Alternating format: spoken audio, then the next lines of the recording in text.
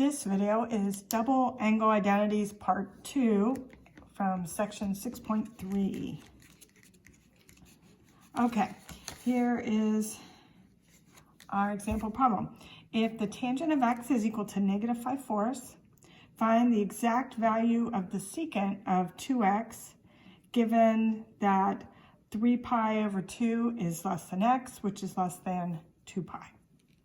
Okay, so like before, the actual question is find the exact value of the secant of 2x. So that's what you want to focus on. Now, there is no formula for the secant of a double angle.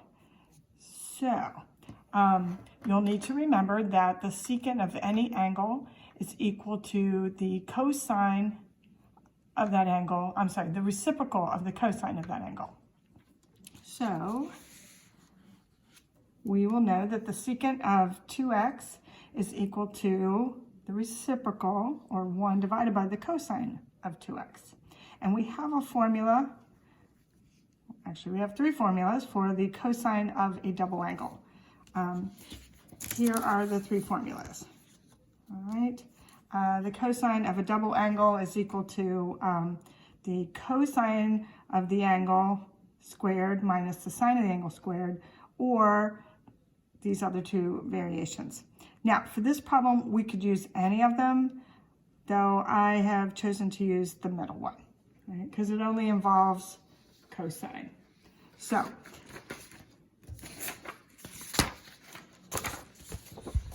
we will use this formula right here. The cosine of a double angle, the cosine of 2x is equal to 2 times the cosine of x squared minus 1, which means we need to find the cosine of x, because we're going to square it, and then multiply by 2 and subtract 1.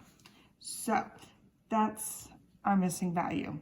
And the angle is x. So we need to think of everything that we know about the angle x, and then figure out what the cosine of angle x is equal to.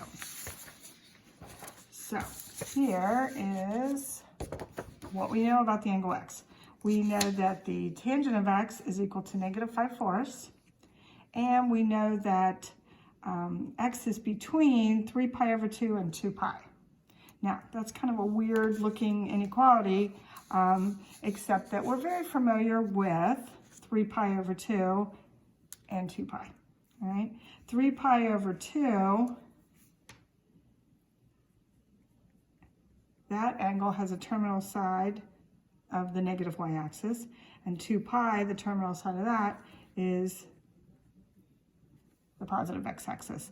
So if x is greater than 3 pi over 2 but less than 2 pi, that means the terminal side of x is somewhere in quadrant 4.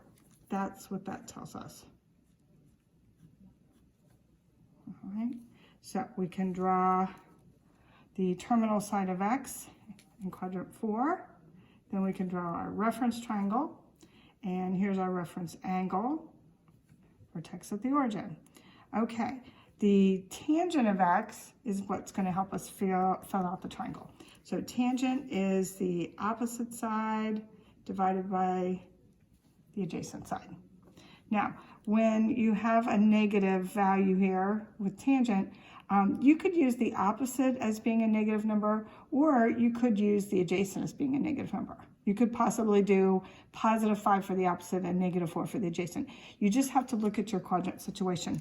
In the 4th quadrant, a point has a positive x coordinate and a negative y coordinate.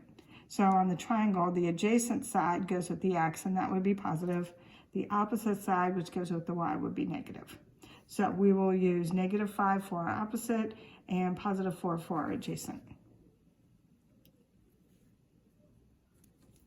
And then we need to know the hypotenuse. All right, and you can really use any variable that you like. Oftentimes we use r, and so we can figure this out using the Pythagorean theorem. We know that 4 squared plus -5 squared would equal r squared. 4 squared plus -5 squared is equal to r squared, which means 16 plus 25 is equal to r squared, and then 41 is equal to r squared. So that means that r potentially could be positive or negative square root of 41. Okay, now r is the hypotenuse, and the hypotenuse will always be positive. So in this case, we're going to say r is equal to the square root of 41. Okay, all right, and then what we need for our problem, all right, if you remember back to the formula, we need to know for this version the cosine of x. So using the triangle, we can then figure out that the cosine of x, cosine being adjacent divided by hypotenuse, is going to be 4 divided by the square root of 41. Okay, now I'm going to leave it in this form, which is not simplified, because I'm not done yet. I'm going to take this and put it in here, and I'm going to be squaring it. So the fact that there's a square root in the denominator is not going to matter, because when I square the square root of 41, that will just be 41. So I'm going to put 4 divided by the square root of 41. All right, that entire expression is the value of the cosine of x. Okay, so then, like I said, I'm going to square that fraction. 4 squared is 16, and the square root of 41 is just 41. Then I'm going to be multiplying by 2 over 1. Then I'll be subtracting 1. Okay, so 2 times 16 is 32. 1 times 41 is 41. Minus 1 whole. I can multiply that by 41 over 41. So I'm subtracting 41 over 41.